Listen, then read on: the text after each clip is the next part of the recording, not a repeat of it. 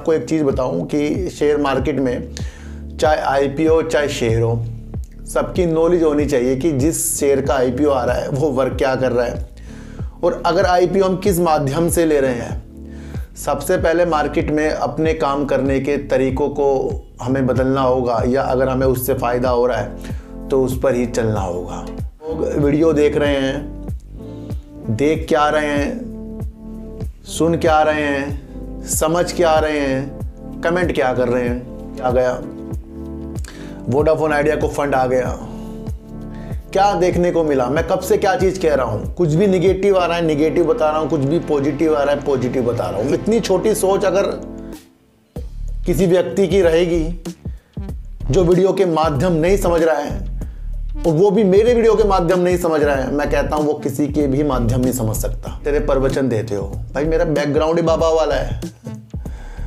मेरी दाढ़ी नहीं है, लेकिन मेरा बैकग्राउंड जो है, मैं लोगों के बारे में जो देखता हूँ वो बाबा वाले ही काम करता हूँ मैं। नहीं, वो कह रहे हैं कि आपने कहा था कि पहले 5G आएगा, बाप कह रहे कि फंड आएगा 5G आएगा। भाई माफ़ कर दो, कहाँ से आते हैं ऐसे लोग, मुझे समझ में नहीं आता। देखो सर, एक मेरे प्यारे सब्सक्राइबर वो नाराज़ हो गए, वो कहते हैं कि आप जो बेकार कमेंट करते हैं उनके भी कमेंट का जवाब दे देते हैं, और मैं कमेंट कब से कर रहा हूँ, मैं आप जवाब नहीं दे रहे हो। सर देखो,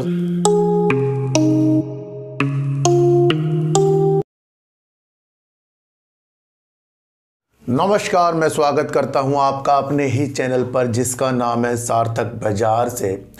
आज बात करेंगे सर एनएचपीसी की, बात करेंगे सुजलॉन एनर्जी की, बात करेंगे। दो आईपीओ निकल कर आ रहे हैं, एक तो ऐसा टाटा टेक्नोलॉजी, दूसरा है भारतीय नवीनकरण ऊर्जा एजेंसी। इसके बारे में भी आज बात करेंगे, यानी कि IREDA।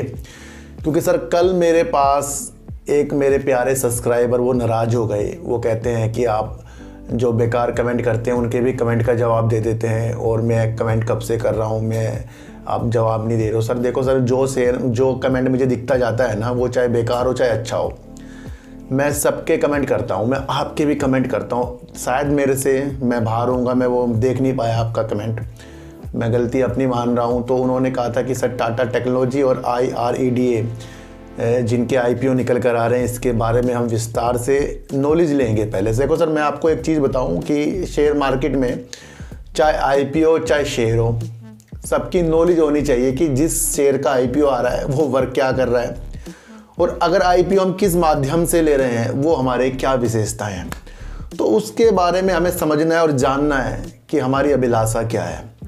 सबसे पहले मार्केट में अपने काम करने के तरीकों को हमें बदलना होगा, या अगर हमें उससे फ़ायदा हो रहा है तो उस पर ही चलना होगा।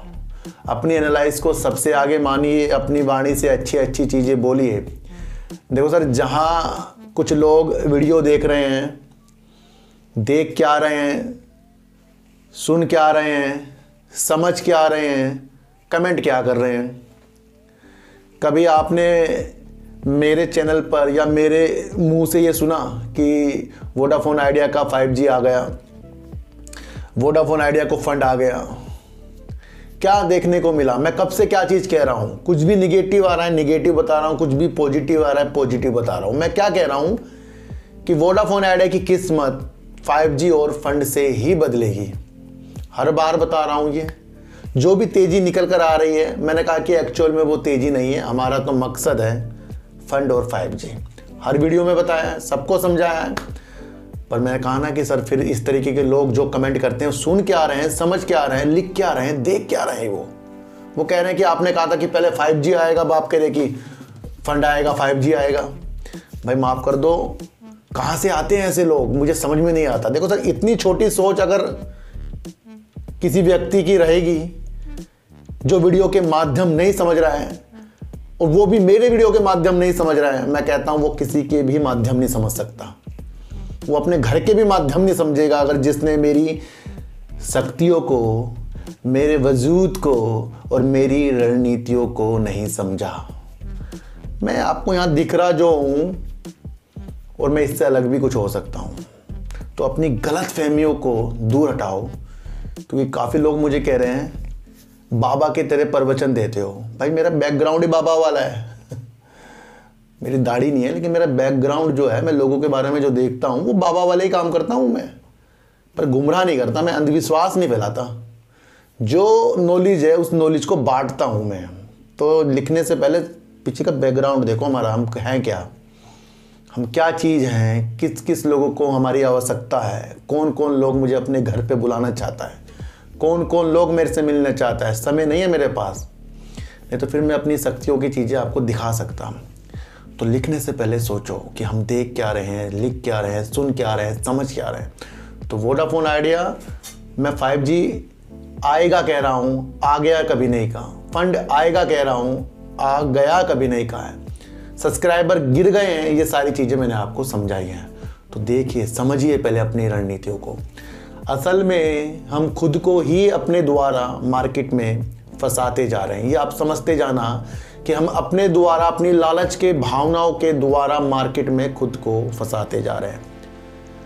जब हमारे इरादे किसी शेयर को रखने के ही नहीं है कि 27 और 2030 के लक्ष्य सुजलॉन एनर्जी को हर बार बता के चल रहा हूं, चाहे तेजी हो चाहे गिरावट हो।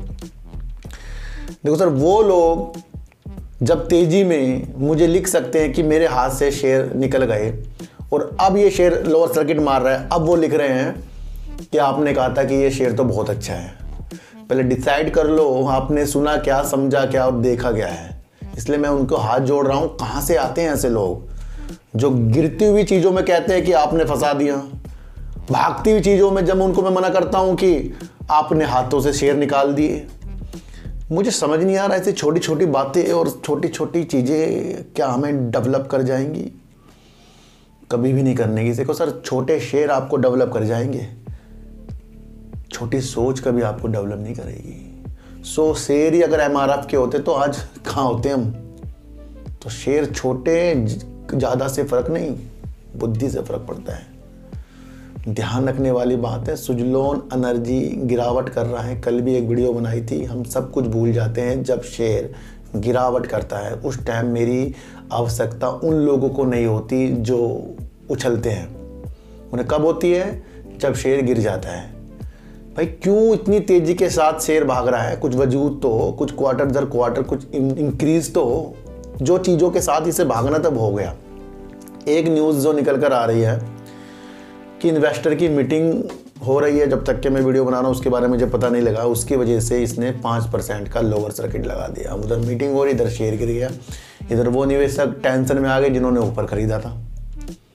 तो ये आपको समझना है, 10% तक के शेयर 2 दिन में गिर चुका है। मैं आपको शेयरों को खरीदने बेचने की विधि नहीं बता रहा हूँ, संयम की चीज़ें सिखा रहा हूँ। जिस दिन संयम की चीज़ें हमारे अंदर से प्रभावित हो गई ना, मैं कह रहा हूँ हर जगह से पैसा आएगा। हम तो अपने को ही फंसा रहे हैं सर। देखो सर, एक व्यक्ति ने कमेंट किया था कि आप सुजलॉन को जब खरीदोगे तो सर हमें भी बता देना। देखो सर, मैं आपको बता दूं, सुजलॉन की रणनीति से मैं बाहर हो गया। अब मैं खरीदना शुरू कर दिया अडानी ग्रीन। जिसका वजूद ही इतना बड़ा हो तो उसके शेयरों में हमें क्यों अपनी अभिलाषा नहीं देखनी है? अडानी ग्रीन एनर्जी के क्षेत्र में, सोलर के क्षेत्र में, विंड के क्षेत्र में, हाइब्रिड के क्षेत्र में बहुत महत्वपूर्ण वर्क कर रहा है। और वो उसकी दिशा 24 नवंबर में जो रिजल्ट आएगा सेबी के द्वारा सुप्रीम कोर्ट से, तो उस पर भी टिकी है। उससे पहले गिरावट कुछ भी कर सकता है। ये 400 तक भी जा सकता है, ऐसी बड़ी बात नहीं कि 300 भी आ सकता है, ऐसी बड़ी बात नहीं है। पर हमने देखा है इसका विस्तार वाला काम, GQG और अपना टोटल एनर्जी। तो सुजलॉन की रणनीति मेरे हिसाब से अगर रखनी है तो फिर लंबे समय के लिए है। और जो लोग मुझे कहते थे सुजलॉन पर नज़र, तो सर मैंने अडानी ग्रीन पर नज़र रख ली है। मैं आपको बता दूं, देखो सर, हम अपनी चीज़ों को सही करते जाएंगे। जो वीडियो में मैं बता रहा हूँ उसे समझते जाओ, पहले समझो, उसे देखो, उसे समझो, उसके बाद कमेंट करो।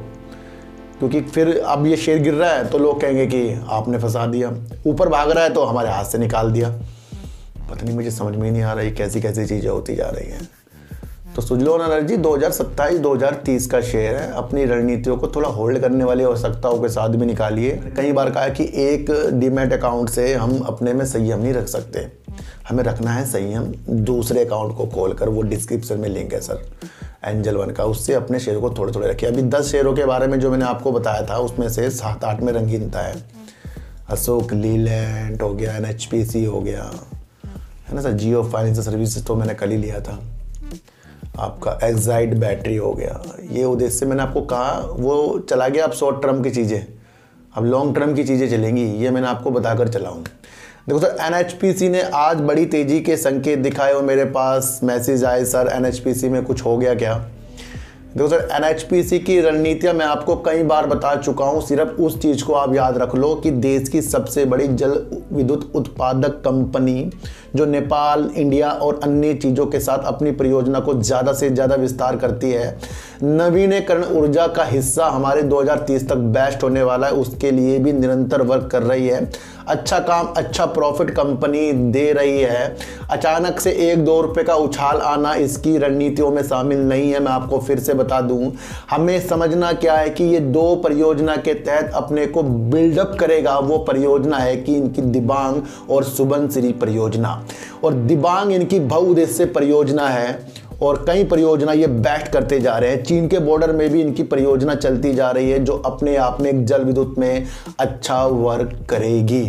तो ये 3 चीज़ों को आपको समझना है और भेल और पटेल इंजीनियर इस रणनीति के तहत इनकी बहुउद्देश्य परियोजना के तहत हाथ बटा रहा है और ऑर्डर इनसे जीत रहा है।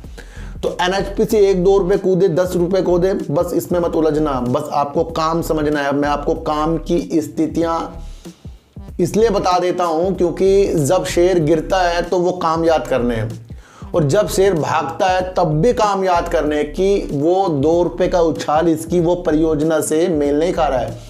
कि अगर ये सुबनसिरी दिबांग की परियोजना कर रहा है तो क्या ये 2 रुपये उछाल करने के लिए कर रहा है? जो अपनी क्षमता 2880 मेगावाट तक की जल विद्युत में बढ़ाने की परियोजना में चल रहा है, क्या वो 2 रुपये के उछाल में हम संतुष्टि के लिए है? रखने वाला शेर है सर, रखने की चीज़ें बिल्डअप कीजिए, वरना गुमराह करने वाले और चैनल बहुत हैं जो टारगेट में फंसाएंगे, जो अब सुजलोन को कहेंगे कि कहाँ तक के जाएगा, कहाँ तक के गिरेगा। क्या मिल रहा है ऐसे? एक व्यक्ति बहुत अच्छा वर्क कर रहा था, किसी ने उसके आगे कान में चीज़ें डाल दी, यार क्या यार 500-400 रुपये कमा रहा है। दूसरा व्यक्ति 1000-2000 3000 कमा रहा है, उसकी तरह काम कर, क्या ये इन्वेस्टमेंट लग गया यार। उस एफएनओ में लगा, उसके सारे पैसे चले गए। एक बहुत अच्छी न्यूज आई है अगर इसे कोई समझे। सेबी के अध्यक्ष ने कहा है कि शेयर मार्केट जो है, इन्वेस्टमेंट जो है दीर्घकालीन है, लंबे समय के लिए इन्वेस्टमेंट करोगे तो पैसा बनेगा, वरना 90% लोग अपना पैसा फंसा रहे हैं। एफएनओ के माया जाल में फंसकर पैसा लोग फंसा रहे हैं। तो जब सेबी के अध्यक्ष की तरफ से ऐसे बयान आ रहे हैं तो जो चीज़ों को मैनेज करता है वो चीज़ हमें बता रहा है, तो भाई क्यों गुमराह होते हो किसी के पोर्टफोलियो को देख देख कर। देखो सर, काफ़ी लोग मुझे कहते हैं सर आप तो इतनी अच्छी नॉलेज रखते हो, आपका तो पोर्टफोलियो बहुत लाखों का होगा। भाई मैं नॉलेज तो रखता हूँ, लेकिन मैं तो संभल के वर्क करता हूँ, क्योंकि मुझे आपको पता है मेरा दूसरा भी वर्क है। वो बिल्डअप जब हो जाएगा हमारा पोर्टफोलियो, वो 5-10 साल बाद हम कुछ बनेंगे, अभी तो हम कुछ नहीं है। मैं आपको बता दूं, नॉलेज गेन कीजिए, पैसे तो ऑटोमेटिकली आपके पास आएंगे। मैं आपको एक चीज़ बता दूं, तो ध्यान रखिए सर, सारी चीज़ों को समझिए, किसी की बड़ी बड़ी बातों में खोना नहीं है। एनएचपीसी की राह सिर्फ 2 रुपये 10 रुपये उछलने की नहीं है, इनके प्रोजेक्ट की तरफ देखिए, और जिस दिन आपने प्रोजेक्ट को देखा आपकी बल्ले बल्ले होने वाली है। पहले सच तरीके से वीडियो को देखिए, खुद को बचाने पे लग जाइए। जो चीज़ें आपको समझ में आ रही है, सही है, नहीं आ रही है, अच्छे कमेंट कीजिए, और अच्छे कमेंट का जवाब मैं फिर अच्छे तरीके से देता हूँ। तो समझिए, सुजलोन एनर्जी आज गिरावट करे तो सब कुछ बेकार, कल उछलेगा तो सब कुछ अच्छा। इस चक्रों में नहीं रहना है। तो एनएचपीसी की मंशा 1-2 रुपये से कमेंट करके नहीं लगाओ, काम को समझ लो बस, बाकी तो छोड़ दो। बस काम देश के लिए कर रहा है ना, वो चीज़ को सोच के चलना पड़ेगा। देखो सर, कल मैंने आपको बताया कि किसी ने कमेंट किया, वो नाराज़ हो गए, वो मेरे से पूछ रहे हैं सर ये 2 शेयरों के बारे में, यानी 2 आईपीओ जो आ रहे हैं उसके बारे में बता दो, कुछ तो बता दो कि इसके अंदर क्या चीज़ें हैं। सबसे पहले अपने दिमाग के अंदर ये चीज़ें लाओ कि जो भी आईपीओ निकलता है, जो भी कंपनी अपना आईपीओ ला रही है, वो बाज़ार से पैसा उठाकर अपने काम को अच्छा करने के लिए ला रही है। वो अच्छा करती जाएगी, उसका काम बढ़ता जाएगा। शुरुआती तौर पे जब लिस्टिंग शेयर होता है तो वो कहीं भी जा सकता है, पर वो जब अपने प्राइस को वैल्यूबल अपने काम के तहत लिस्टिंग के बाद से ढालना शुरू हो जाएगा, फिर उसके क्वार्टर दर क्वार्टर रिजल्ट आएंगे, फिर वहाँ पर हमारी मंशा को जानना चाहिए। तो आईपीओ के चक्कर में वैसे तो मैं कभी रहा नहीं सर, मैं आपको बता दूँ। तो सर बात करेंगे टाटा टेक्नोलॉजी की, और टाटा टेक्नोलॉजी का ये जो आईपीओ है मुझे काफ़ी अच्छा लग रहा है। और कल ये आईपीओ खुलेगा तो ये आपको समझना है 475 से 500 रुपये के बीच में खुल सकता है। इसके अंदर काफ़ी लोगों की दृष्टि है, क्योंकि टाटा से जुड़ता हुआ नाम और टाटा मोटर्स की सहायक ये कंपनी, और टाटा मोटर्स भी इसके अंदर से अपनी कुछ हिस्सेदारी को सेल करेगी इस आईपीओ के तहत। समझने वाली ये बात है कि आगे ज़माना जो टेक्नोलॉजी का है, एआई पे आधारित है, मशीन लर्निंग पर आधारित है, उसके तहत ये अच्छा वर्क करती है। और ये एक प्रोडक्ट इंजीनियरिंग कंपनी है जो आईटी की प्रबंध में भी काम करती है, और अच्छी अच्छी मशीन जो टेक्नोलॉजी वाली होती है उसका भी ये निर्माता है, निर्माण करती है। कंपनी का कार्य जो देखा जाए तो ऑटोमेटिव और एरोस्पेस में है, जिसके तहत ये एक अच्छा निर्माता है जो आने वाले टाइम में टाटा मोटर्स की कारों में भी अपनी सुविधा को अच्छा करके जाएगा। तो यानी कि टाटा टेक्नोलॉजी का जब शेयर यानी आईपीओ आएगा तो वो अपने में विस्तार करके पैसा जुटाकर अपने कार्य में उस पैसे को लगाकर आगे की दृष्टि के साथ ये शेयर जाना ही है, क्योंकि टेक्नोलॉजी की ज़माना आगे आगे निरंतर अच्छा होने वाला है।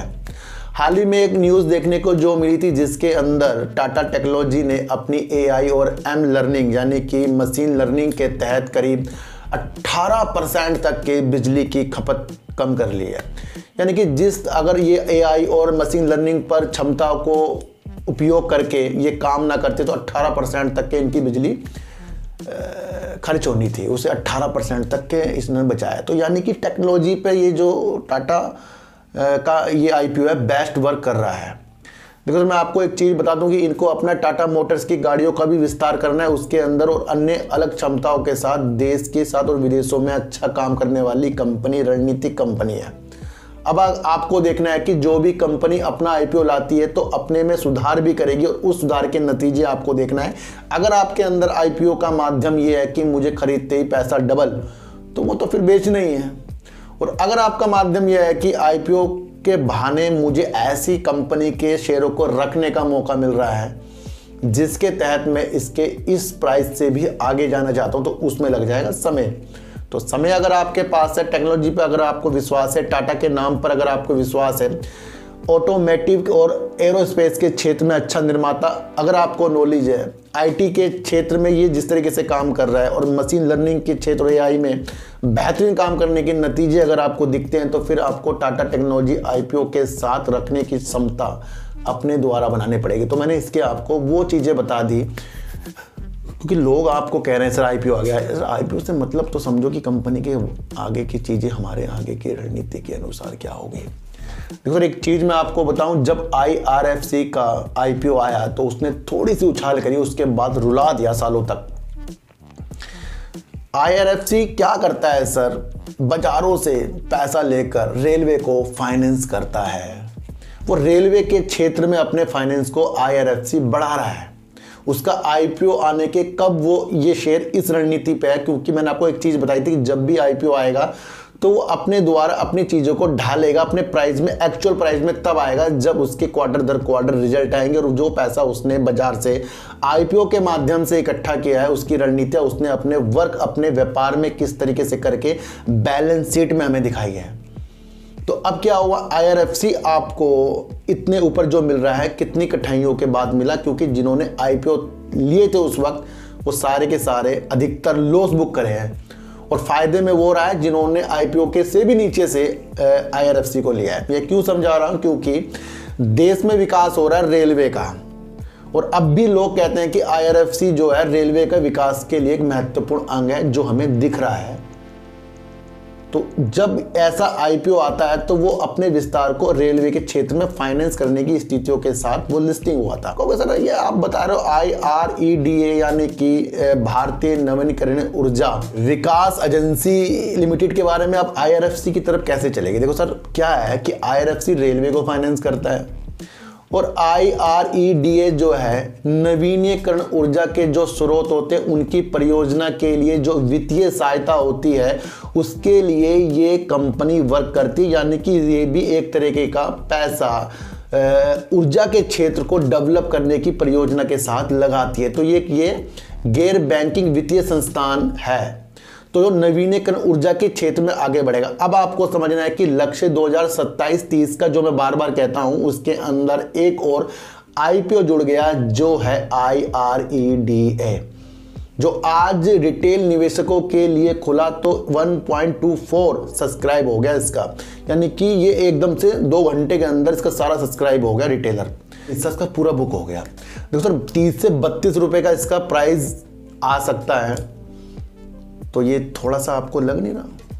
IRFC जैसा शेयर, IRFC रेलवे को करता है, ये वित्तीय संस्थान है जो इस तरीके की जो नवीनीकरण ऊर्जा के स्रोत होते हैं उसके संगठनों के द्वारा अपने परियोजना के तहत उसके अंदर सहायता प्रदान करने की चीज़ें IREDA कर रहा है। तो अब आपको समझना है कि ये शेयर भी कहीं आगे जाकर थोड़ा सा, मतलब जब शेयर बन जाएगा तो स्टार्टिंग में तो उजाले करेगा ही, ये तो मुझे पता है, लेकिन इसकी मंशा देखो कि अब हर एक चीज़ जो हर एक कंपनी है जो बिजली से वास्ता रख रही है वो नवीनीकरण ऊर्जा की तरफ बढ़ रही है, चाहे उसके अंदर सुजलो, चाहे उसके अंदर अडानी ग्रीन हो, टाटा पावर हो, अंबानी जी हो, कई ऐसी चीज़ें SJVN हो। तो ये उस उपलक्ष्य में ये शेयर अपने को ढालेगा। तो आपकी अभिलाषा आप क्या कह रही है कि इस शेयर को यानी इस IPO को रखने की मंशा लंबी बनानी है, क्योंकि लंबे हमारी दूरी की चीज़ें हैं और किसी भी चीज़ को पैसा देना वो निरंतर वापस एकदम से नहीं आता, उसमें टाइम लग जाता है। तो समय देने वाली चीज़ों के साथ IREDA है और मुझे दोनों जो IPO आ रहे हैं बेस्ट लग रहे हैं। तो सर बेस्ट लगना और उस पर संयम देना, तब आप जीतोगे। ध्यान रखना, कोई भी शेयर आपको अच्छा लग रहा है तो उसके साथ साथ आपका वक्त, समय और धैर्य जाएगा, तब जाकर आपको अच्छे रिटर्न आएंगे। और ये तो सेबी के हमारे अध्यक्ष जी ने कह दिया है कि 90% तो पैसा ही गंवा रहे हैं, और अगर आपका समय लंबे समय के लिए इन्वेस्टमेंट में है तो आपको अच्छा पैसा बनेगा। 21 नवंबर यानी कि आज इसका IPO खुला और ये फिर 23 नवंबर को बंद होगा, उसका कल खुलेगा और 24 नवंबर को बंद होगा। तो सर ये तो IPO की चीज़ें मैंने समझाई, लोग आपको IPO के बारे में बताएंगे, लेकिन मैंने उसकी अंदरूनी चीज़ें के बारे में आपको समझाई कि आपकी मकसद क्या है। हमें अपना मकसद को पहचानना सर, हर जगह अपने मकसद को पहचानिए सबसे पहले, क्योंकि मैं आपको कई बार बता चुका हूँ आपके बिना आपको कोई भी अच्छा नहीं कर सकता, कितनी कोशिश कर लो अच्छा नहीं कर पाएगा सर। आपके अंदर दृढ़ इच्छा है ना कुछ करने की। देखो सर एक हमारे रिश्तेदार थे और वो हाई सोसाइटी में रहते थे, तो उनकी जो दोस्तों में ना उसका लड़का फंस ऐसा गया कि वो ना नशा करने लग गया, बहुत ज़्यादा नशा करने लग गया वो लड़का। ये बिल्कुल रियल चीज़ बता रहा हूँ मैं आपको, और कई लोगों के समझाने के बाद भी वो नहीं सुधरा। अचानक से 5 साल बाद जब उसकी हालत बहुत गंभीर हो गई, उसके दिमाग में पता नहीं क्या आया, उसने अपनी मम्मी को कहा मुझे नशा मुक्ति केंद्र में भेज दो। उसने खुद बोली ये बात, और नशा मुक्ति केंद्र में वो गया, फिर उसके बाल बुल काटे, जो भी चीज़ें हुई वहाँ पर, जैसे वो बताते हैं, मैं उनके घर पे भी कुछ गया था। तो अब वो लड़के की शादी भी हो गई, वो लड़का इतना स्मार्ट और इतना अच्छा हो गया, अच्छा वर्क कर रहा है वो।